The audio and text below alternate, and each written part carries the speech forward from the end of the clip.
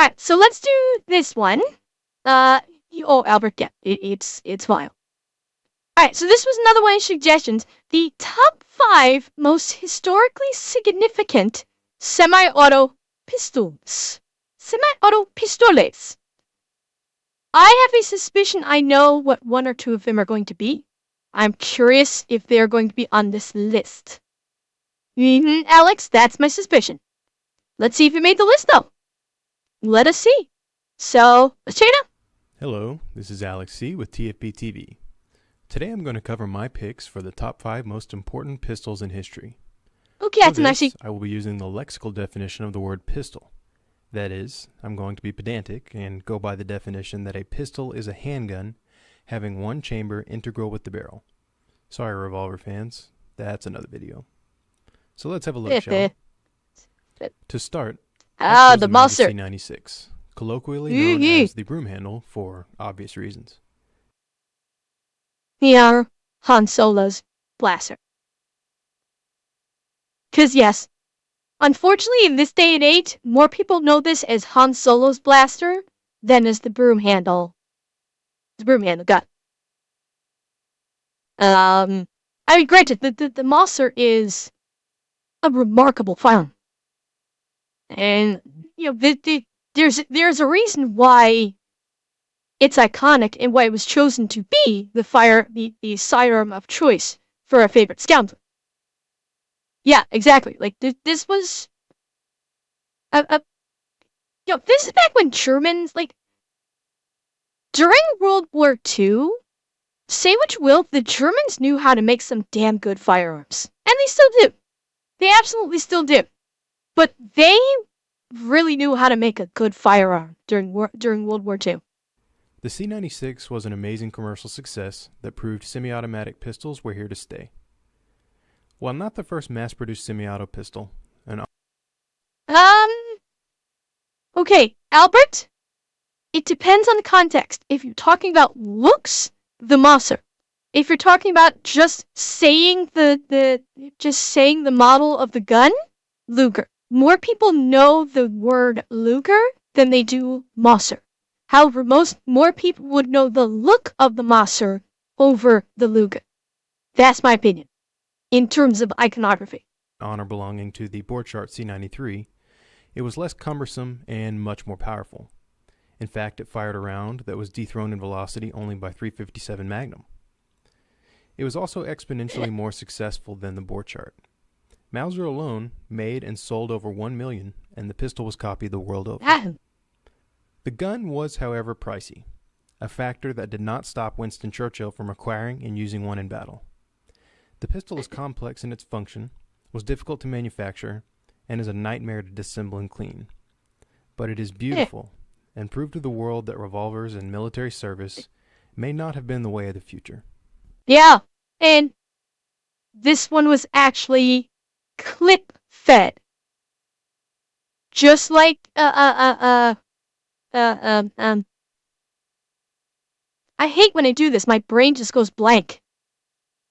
Just like the M1, just like the Garand, this one is a clip fed. You can actually say it's a clip, not a magazine. One of the few firearms that you can actually say takes a clip. So the broom handle definitely earned a spot on this list. It was reasonably user-friendly at the time and could accept stripper clips containing 10 rounds of ammunition. The stripper clips are reasonably easy to use, and I can see that in the heat of battle, it would definitely have a revolver outmatched as far as reloading speed, power. Yeah, I know. It was a little bit larger. However, its holster also doubled as a shoulder stock, and eventually developments led to things such as select fire versions, which were very nifty, if not something of a novelty. This example right here is an M712 Schnellfeuer, which means fast fire or rapid fire in German, and that selector switch right there allows the user to go from single shot to full auto.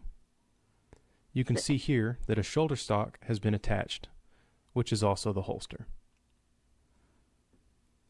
The broom handle had a great influence, not just on handguns, but all sorts of different firearms and designs. But let's see what's up next. Next, we have a pistol after my own heart, the P08 Luger pistol. The Luger is a refinement of the Borchardt pistol I mentioned earlier, but with a less cumbersome action. It was arguably the semi-automatic handgun's Model T moment. Not the first, but it got the job done well and at an affordable price. It was adopted by many nations and even considered by the U.S. military. Originally chambered in .30 Luger or 7.65 caliber, it was later offered in a proprietary caliber, 9mm Luger. Even today, 9mm is going strong. This is perhaps one of the most successful flukes in firearm history. For a more detailed look at the Luger, click the link below. Yeah, they do, Albert. I have shot a segment on the Luger for TFB TV, and I cannot understate how fun it is to fire one of these pistols. Like, everyone I've heard that's ever fired a Luger says it's pretty much a dream to fire. That this is one of the, like, most enjoyable pistols to shoot. Whether that's because of the ergonomics or the mechanics, where it is just runs really smooth. I have heard that these things are outstanding to fire. I have never had the opportunity myself. Kind of sad about that. But it looks like it would actually be pretty comfortable in the hand. And it's not very big. Like, that's the thing. The Luger is not a very big pistol. So it'd probably fit my hand pretty good. The grip angle and the way it functions just make it a fantastic pistol to use, fire, and have in your collection, and I would definitely recommend one to anybody. So the next choice is a pistol that is often overlooked, but it makes the list primarily because of one feature so revolutionary that just about every handgun today has copied it. This is the FN Model 1900, and it was the first pistol ever with a slide. Grabbing your pistol and pulling the slide back. Okay, so the precursor to the 5.7. Because this has got to be the precursor to the 5.7, because this looks a lot like the 5.7. In terms of the way the slide and the slide and the grip are shaped. It's got to be. Because it is an FN 5.7, so. Back to chamber around is commonplace today, but before 1900, you either cranked a toggle or racked a bolt. This gun changed everything. The Model 1900 is also important because it was affordable.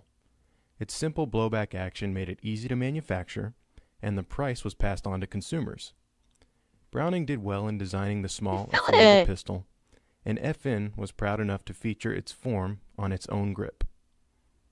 Another neat feature is a small lever that impedes the sight plane, so the user knows that the pistol is not cocked. Up next is a true American classic. Here we go. This is what I knew. The significance of John Browning's M1911. It has been produced for over 100 years, with many of its proponents arguing that it is still the best option out there.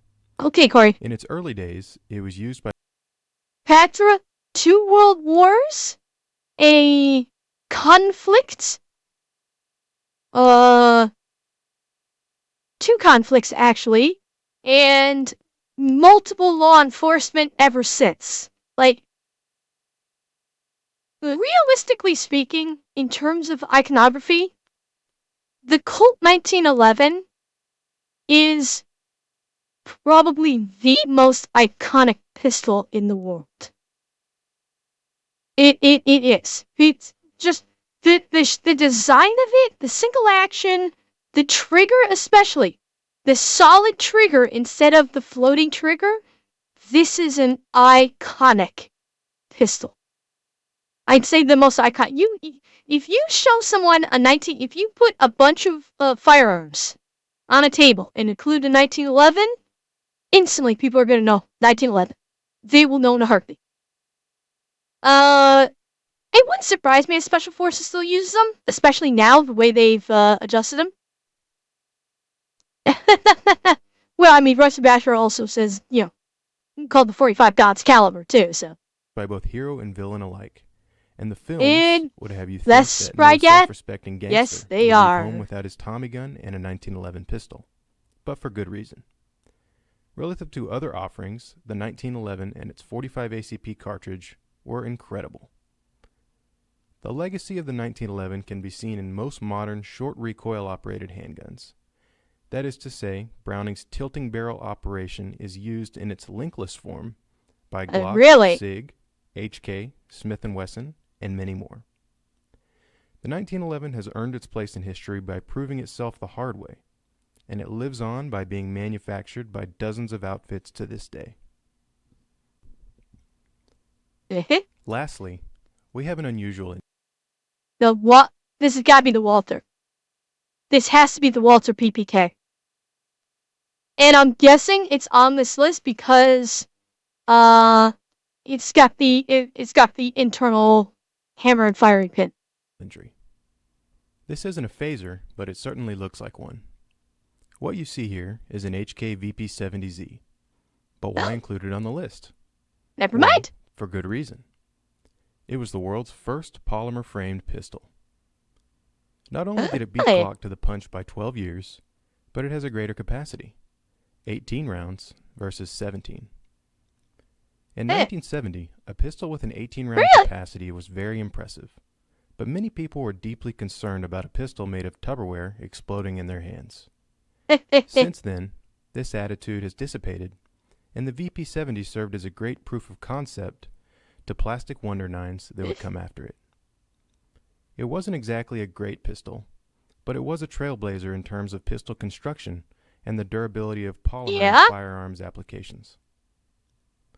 This application would turn out to be one of the most influential design elements of handguns in the late 20th century. So that covers the list of the five... I mean, whenever anybody thinks of like the first polymer pistol, everyone always thinks Glock. I was not even aware of the HK VP70Z. I didn't even know about this. So obviously, I mean, because Glock is also a German brand, is it not? Or is it, wait, is Glock German? Or is it, Scandinavian? Austrian, God, you're right, Austrian. God, I don't know why I was thinking that. Okay, yeah, so, yeah, I mean, most people think that the first polymer frame came from a Glock. Obviously not.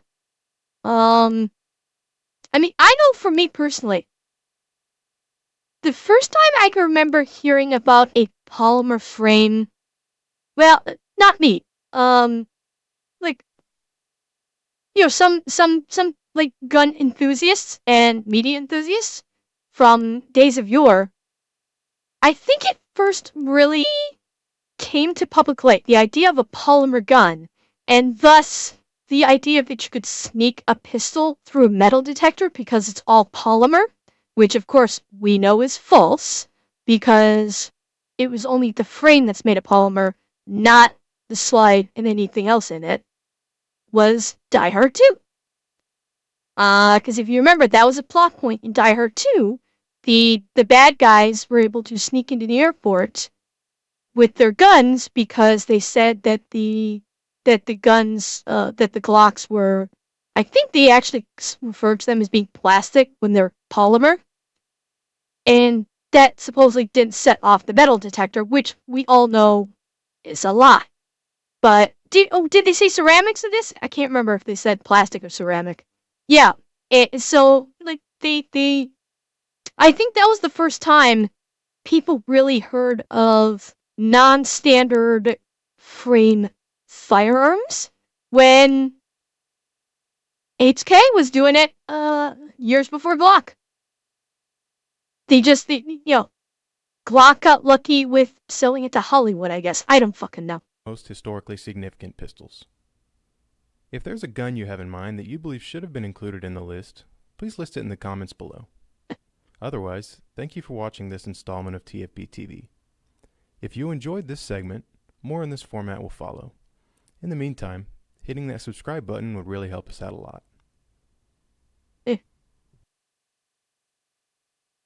That was kind of fun. That was a fun one.